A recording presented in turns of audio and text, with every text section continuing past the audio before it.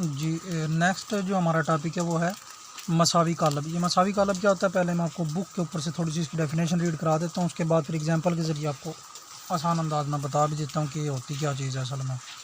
तो हमारे पास जो है मसावी कालब, डेफिनेशन के अंदर वो लिखता है कि अगर ए और बी दो कालब हों तो कालब ए को बी के या बी को ए के मसावी समझा जाए तो इनको ए बराबर है बी से ज़ाहिर किया जाएगा। अगर अच्छा दो कालब हमारे पास, सिंपल सी बात उसने कही है, एक कालब ए और दूसरा कालब बी है, तो हम कहेंगे कि कालब ए बी के मसावी है या बी ए के मसावी है, और इसको इस तरह से करके हम लिख देंगे, मतलब ए और बी के बीच में, इन दोनों के दरमियान हम जो इक्वलिटी है, बराबर की अलामत है वो डाल देंगे। लेकिन अगर बराबर होंगे तो ही डालेंगे ना, तो बराबर होने के लिए हमारे पास दो शराइत हैं असल में।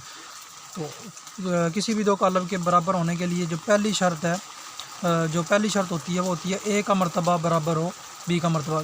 जैसे उसने एग्जांपल ली थी, और भी अगर हमारे पास दो कालब हैं तो उनके मसावी होने के लिए ज़रूरी है कि पहली शर्त के मुताबिक ए का जो मर्तबा है वो बराबर हो बी के मर्तबे के, और जो दूसरी शर्त है वो है कालब ए का हर रुकन कालब बी के मुतनाज़रा रुकन के बराबर हो। तो इसका मतलब ये हुआ कि दो कालबों के मसावी होने के लिए हमारे पास दो शरात का पूरा होना ज़रूरी है। अगर एक भी शर्त पूरी नहीं होगी तो हमारे पास दोनों कालब एक दूसरे के मसावी नहीं होंगे।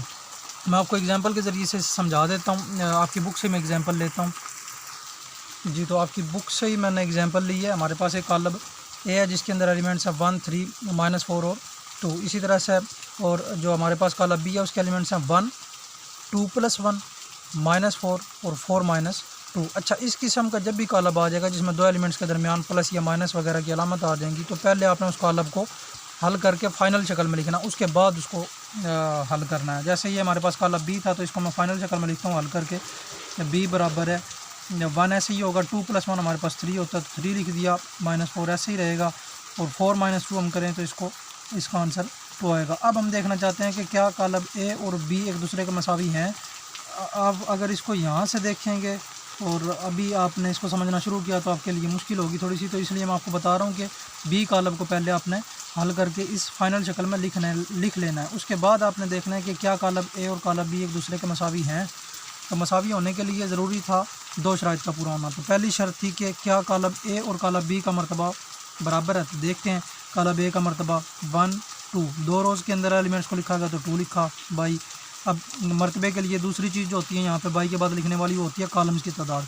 तो ए के अंदर कॉलम्स की तादाद कितनी है 1, 2, दो कॉलम्स है इसके अंदर। इसका मतलब ये है कि ए जो कालब है हमारे पास उसका मर्तबा है 2/2। इसी तरह से हम बी कालब का मर्तबा चेक करते हैं, क्या इसका मर्तबा भी उसके बराबर है। तो बी का जो मर्तबा है वो 1, 2, दो रोज़ के अंदर एलिमेंट्स को लिखा गया तो 2 लिखा बाई। अब कॉलम्स की तादाद हम देखते हैं 1, 2, दो कॉलम्स के अंदर एलिमेंट्स को लिखा गया तो इसका मर्तबा भी हुआ 2/2। तो हम देख सकते हैं कि कालब ए का जो मर्तबा है वो भी है 2/2, और कालब बी जो है उसका भी मर्तबा बनता है 2/2। तो दो कालबों के मसावी होने के लिए जो पहली शर्त थी कि कालब ए का मर्तबा कालब बी के मर्तबा के बराबर हो, तो वो हमारी पूरी होती है। उसके बाद जो दूसरी शर्त थी वो आपको यहाँ से एग्जांपल से सही समझ आएगी कि दोनों कालब के मुतनाज़रा अरकान का एक दूसरे के बराबर होना ज़रूरी है।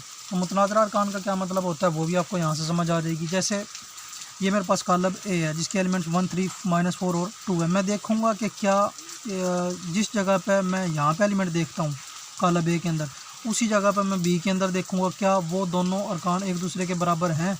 उसी जगह पे जो देखते हैं हम इसी चीज़ को बोलते हैं कि ये दोनों रुकन एक दूसरे के मुतनाज़रा रुकन है। जैसे कालब ए के अंदर जो पहला रुकन है वो 1 है, बी के अंदर भी उसी जगह पे देखें क्या पहला रुकन 1 है, जी बिल्कुल 1 है।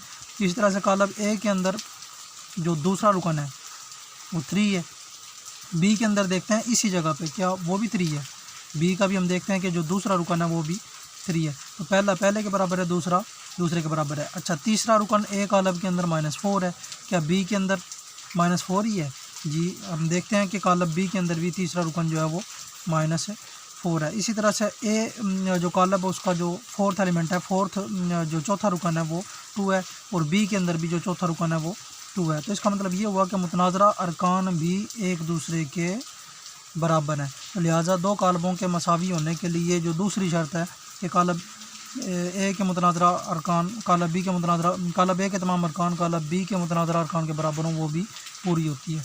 तो दो शराइत पूरी हो गई, तो इसलिए हम लिख सकते हैं कि कालब ए और कालब बी दोनों एक दूसरे के बराबर हैं या मसावी हैं। इसी तरह से एक और एग्जांपल मैंने आपकी बुक के अंदर से ली है, जिसमें दो कालब है हमारे पास, एक कालब एल एम है और एक कालब एल है।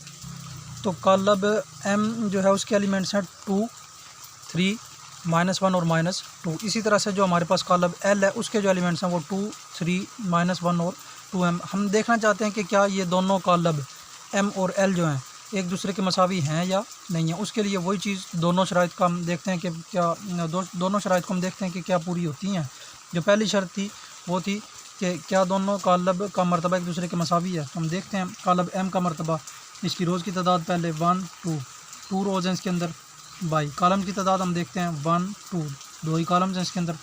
तो कालब एम का जो मरतबा है वो है 2/2। इसी तरह से कालब एल जो है उसका मरतबा हम देखते हैं, तो इसके अंदर रोज़ की तादाद 1, 2 दो रोज़ हैं इसके अंदर, बाई फिर हम कालम्स की तादाद देखते हैं 1, 2 इसके अंदर कालम्स की तादाद भी 2 ही है। तो एल का जो मरतबा है वो भी है 2/2। तो हम देख सकते हैं कि कालब एम का मरतबा भी 2/2 है और कालब एल का मरतबा भी 2/2 है। इसका मतलब ये हुआ कि दो कालबों के मसावी होने के लिए जो पहली शर्त थी वो हमारी पूरी होती है कि दोनों कालबों का मरतबा एक दूसरे के बराबर है। अच्छा, दूसरी शर्त हम देखते हैं कि क्या कालब एम के जो अरकान हैं वो कालब एल के मुतनाज़िर अरकान के बराबर हैं। अगर बराबर होंगे तो हम कह देंगे कि दोनों कालब एक दूसरे के मसावी हैं। अगर नहीं होता, ऐसा दूसरी शर्त पूरी नहीं होती, तो हम कह देंगे कि कालब एम और कालब एल एक दूसरे के मसावी नहीं है। तो हम देखते हैं कालब एम का जो पहला रुकन है वो है 2। इसी तरह से कालब एल के अंदर जो पहला रुकन है वो भी है 2। इसका मतलब पहला जो रुकन है इसका पहले जो मुतनाज़िर अरकान है वो एक दूसरे के मसावी हैं। अच्छा, कालब एम के अंदर जो दूसरा रुकन है वो 3 है। इसी तरह से कालब एल के अंदर जो दूसरा रुकन है वो भी 3 है। इसी तरह अगर हम देखते हैं कालब एम के अंदर तीसरा रुकन जो है वो -1 है, तो कालब एल के अंदर भी तीसरा रुकन -1 नहीं है। अच्छा, अब ज़रा नोट कीजिएगा कि कालब एम के अंदर जो चौथा रुकन है वो है -2, लेकिन कालब एल के अंदर हमने देखा तो है तो 2 लेकिन प्लस का 2 है। तो -2 और +2 तो बराबर नहीं हो सकते। इसका मतलब ये हुआ कि पहले 3 जो मुतनाज़िर अरकान है वो तो एक दूसरे के बराबर हैं, लेकिन जो चौथे मुतनाज़िर रुकन है वो एक दूसरे के बराबर ना आ सके। तो तमाम मुतनाज़िर अरकान का बराबर होना ज़रूरी था। तो इसका मतलब ये हुआ कि हमारी जो दूसरी शर्त है कि कालब एम और कालब एल के मुतनाज़िर अरकान एक दूसरे के मसावी हों, वो पूरी नहीं होती। वो उसी सूरत में पूरी होती है अगर 4 के 4 अरकान जो है मुतनाज़िर इनके एक दूसरे के बराबर होते हैं। तो इसका मतलब ये हुआ कि जो हमारी कालब के मसावी होने के लिए दूसरी शर्त होती है वो पूरी नहीं हो सकी। तो हम लिख सकते हैं कि कालब एम और कालब एल एक दूसरे के मसावी नहीं है। जब मसावी नहीं होंगे तो हम इक्वलिटी की अलामत, बराबर की अलामत डाल के उसके ऊपर इस तरह से क्रॉस कर देंगे, लाइन लगा देंगे। इसका मतलब ये होगा कि कालब एम और कालब एल एक दूसरे के बराबर नहीं है। अच्छा, अगर दोनों कालबों का मरतबा जैसे बराबर है, मुतनाज़िर अरकान भी बराबर आ जाते हैं, तो फिर हम बराबर लिख देते कि कालब एम और कालब एल एक दूसरे के बराबर हैं। इसी तरह से एक और एग्जांपल ली मैंने आपकी बुक से ही, जिसके अंदर एक कालब पी है जिसके एलिमेंट्स हैं 2, 3, -1, 2। इसी तरह से और जो दूसरा कालब है हमारे पास वो है क्यू, जिसके एलिमेंट्स हैं 2, 3, 4, -1, 2, 0। अब हम देखते हैं कि क्या कालब पी और कालब क्यू एक दूसरे के मसावी हैं या नहीं है। तो पहली शर्त हम देखेंगे कि क्या दोनों का मरतबा एक दूसरे के बराबर होता है। तो पी का जो मरतबा है, पहले रोज़ की तादाद हम लिखते हैं 1, 2 दो रोज़ हैं। इसी तरह से कालम की तादाद देखते हैं तो 1, 2 दो ही कालम्स हैं। तो इसका मतलब ये हुआ कि जो कालब पी है उसका मरतबा है 2/2। इसी तरह से जो कालब क्यू है हमारे पास, उसका मरतबा देखते हैं क्या होता है। तो रोज़ की तादाद इसके अंदर 1, 2 दो रोज़ हैं कालब क्यू के अंदर, बाई कालम की तादाद देखते हैं 1, 2, 3। कालब क्यू के अंदर जो कालम्स की तादाद है वो है 3। अब देखते हैं कि क्या कालब पी और कालब क्यू का मरतबा बराबर है। ये चेक कीजिए कि पी जो कालब है हमारे पास उसका मरतबा है 2/2, लेकिन जो कालब क्यू है उसका मरतबा हो गया 2/3। इसका मतलब ये हुआ कि कालब पी और कालब क्यू का जो मरतबा है वो ही एक दूसरे के बराबर नहीं आया।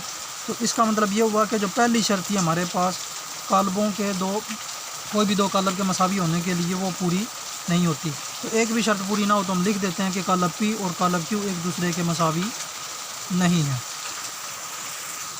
क्योंकि हमने देखा कि जो पहली शर्त थी वही पूरी नहीं हुई। अगर पहली शर्त पूरी हो जाए, दो कालबों का मरतबा एक दूसरे के बराबर आ जाए, तो हम देखते हैं कि क्या दोनों के मुतनाज़िर अरकान भी बराबर हैं। दूसरी शर्त तो उसी वक्त देखेंगे ना जब पहली पूरी हो जाएगी।